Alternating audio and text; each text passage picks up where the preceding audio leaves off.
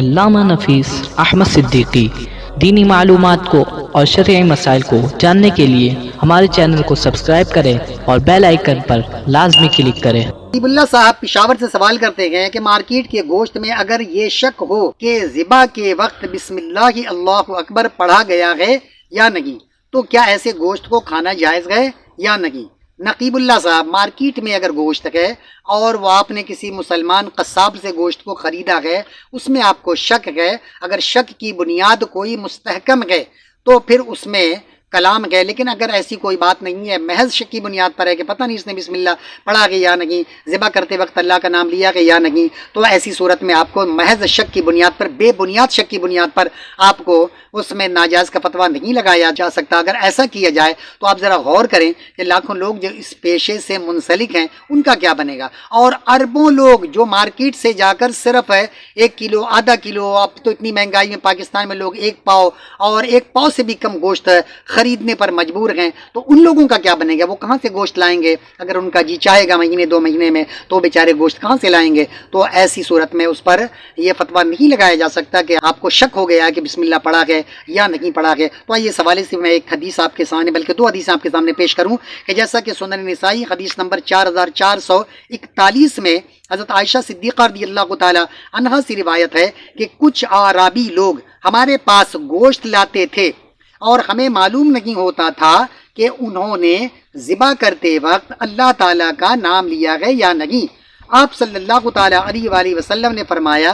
تم اللہ تعالیٰ کا نام لے کر کھا لیا کرو، یعنی آپ نے بھی شک کا اظہار کیا کہ اعرابی لوگ لاتے ہیں، پتہ نہیں یہ لوگ اللہ کا نام لے کر ذبح کرتے ہیں یا نہیں، تو اللہ کے نبی نے فرمایا کہ تم اللہ تعالیٰ کا نام لے کر کھا لیا کرو۔ شک تو ہے لیکن باوجود اس کے آپ نے کھانے سے منع نہیں فرمایا۔ اسی طرح سنن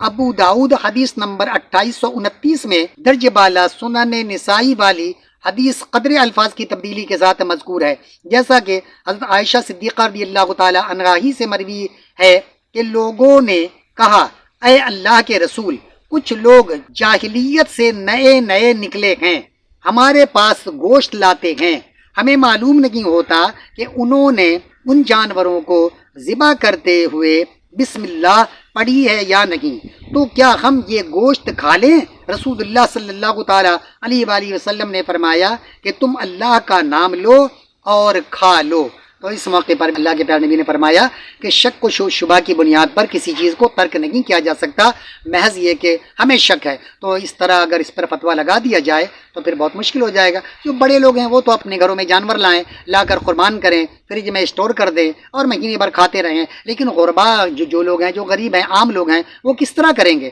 اگر مارکیٹ کے جانور کے اوپر شک کرنے لگیں تو پھر ان کی زندگی دوبر ہو جائے گی، اور یہ کوئی چند نہیں بلکہ پوری دنیا میں اربوں کی تعداد میں لوگ مشکل کا شکار ہو جائیں گے۔ تو اس لیے شک و شبہ